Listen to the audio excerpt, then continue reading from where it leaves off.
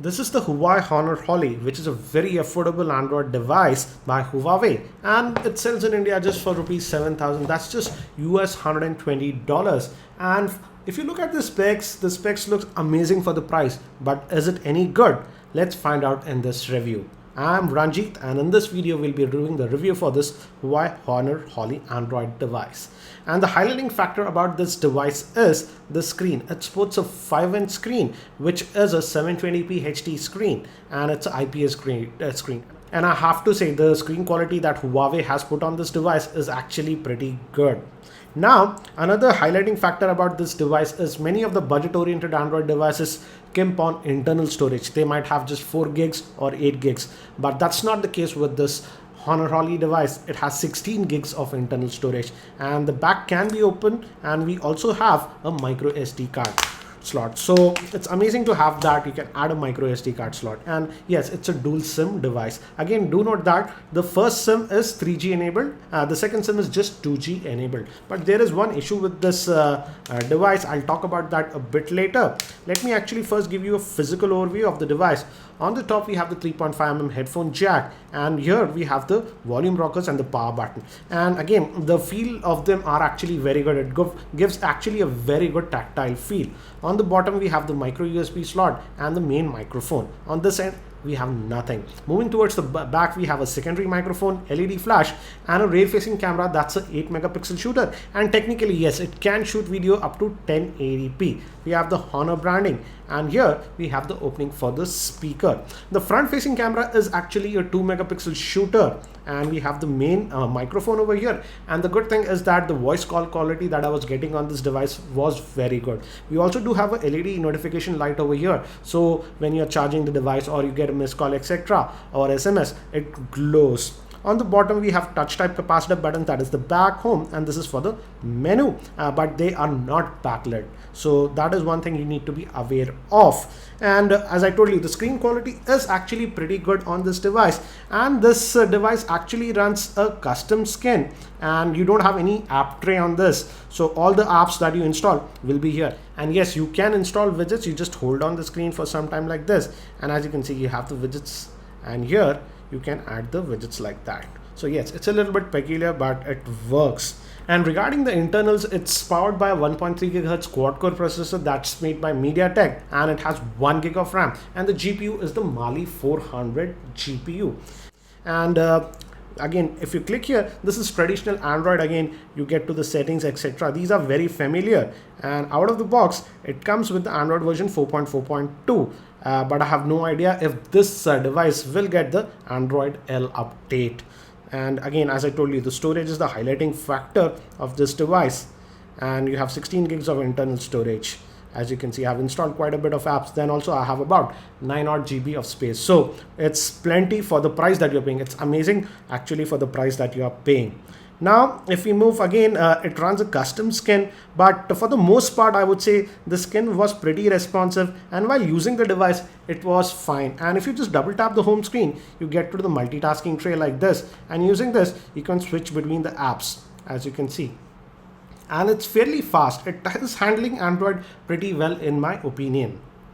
Now let's look at the web browsing. We have the Chrome browser as well as the stock browser that they have given. Let's try the Chrome web browser. Again, we can have folders on this one, and let's fire this Chrome browser. And if we go to, we'll try to go to some Indian sites. This is the keyboard. I don't like the keyboard. I would suggest that you install a third-party keyboard. That's easy on Android. Let's just go to redef, and if you notice how quickly it loaded, it loads the web pages actually pretty quickly. And let's just try to load some heavier site like news.com, and I'll force it to the desktop mode instead of the mobile mode. And I think so we have to refresh it again. It's still going to the mobile mode for some reason. Let's just open up a story. But generally, in terms of web browsing, I found it to be pretty fast, and it does the job fairly well. Let's just go to one more site, that's techmeme.com, and again, as you can see, it loaded it pretty quickly. Pinch to zoom is also fairly responsive. So in terms of web browsing, I did not have issues with this device. But one area where I have issue with this device is in cellular reception. I tried it with two SIM cards. One was an Airtel SIM card and one was an Aircel SIM card. As you can see, right now I'm using the Aircel SIM card. With the Airtel SIM card, it was able to latch on to the 3G network. Right now also on the Aircel SIM card, it is latching to the 3G network, as you can see, but the data connection is simply not working with the Aircel SIM. It works with the Airtel SIM, and this is very peculiar. I tried to set the APN manually, it was correct, everything, but with the Aircel SIM, simply it is not latching to the cellular network. So if you're planning to buy this device, I would suggest that you double check if it works with your mobile provider properly, particularly in data. Voice calls, I'm able to get it, and the voice calls are actually very good. For example, let me actually show you. We are using the Aircel SIM and I'm going to call, and let's put it on speaker. Your current prepaid account balance is 191 rupees. As you can see, the voice calls were fine, but it is simply not able to latch on to the 3G connection. Also, in terms of battery life, here I had sort of mixed results. As you can see, right now it's on 24%. One good thing about this device is that standby time is amazing, but I would say do not rely on the battery stats that are provided, because these are providing not accurate stats. For example, it's not showing any on-screen time. Hence, I installed a third-party app that's free, again, GSM battery monitor, and this does a better job. I would say the standby time on this device is sort of amazing. You can just leave it for a day and it hardly loses any power, maybe just about 7-8%. So the standby time is amazing, and I would say on-screen time that I was getting around with the day's worth of usage with a single SIM was around 2 hours 25 minutes or so, and then it was around 15 to 20%. But one thing I did notice once is that at 18% it simply just shut off automatically. So I just cannot rely on the battery percentage here that is given. It is a little bit wonky. It is improving now, I think so. The battery is getting calibrated, but again, I just cannot simply rely on the battery percentage that is given on this device.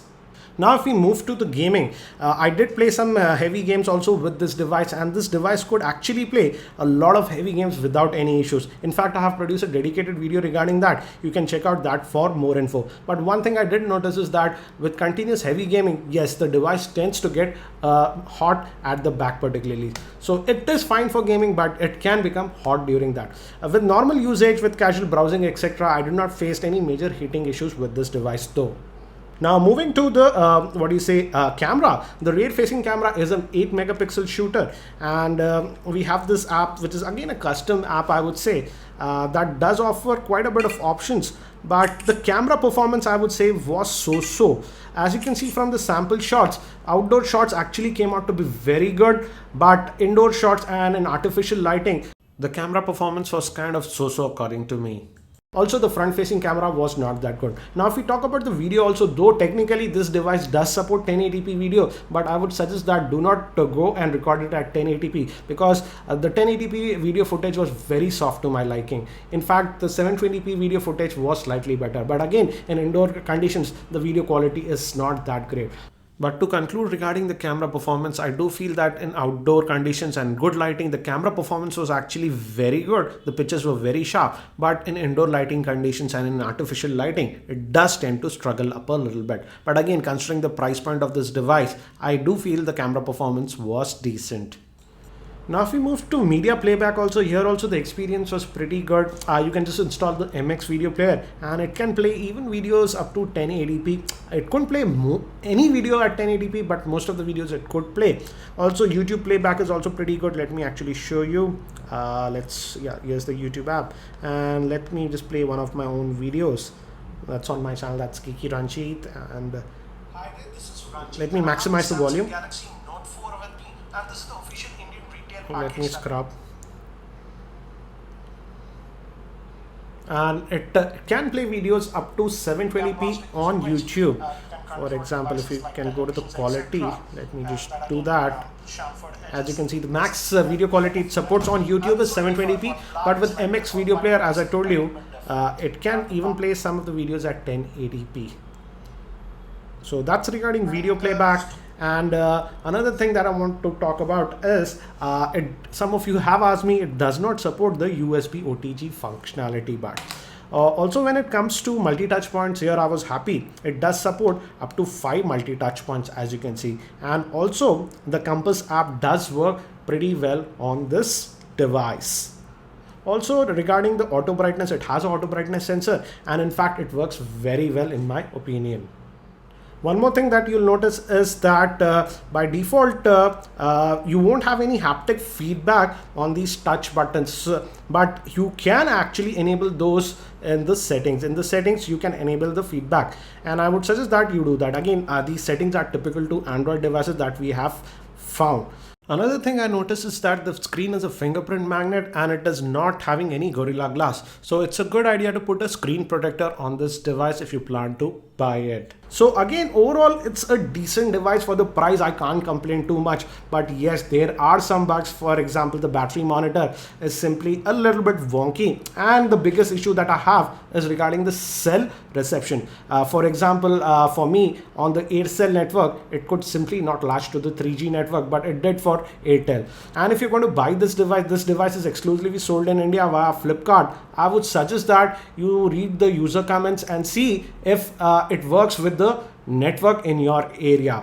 Overall, it's a decent device, but again, now it's made by Huawei, and I simply cannot talk about the after sales and service support about this device. So this was my review for the Huawei Honor Holly. I've also made the gaming review for this device. Link for that video will be in the YouTube show notes. Thanks for watching this video. This is Ranjit, and I hope to see you in my next video.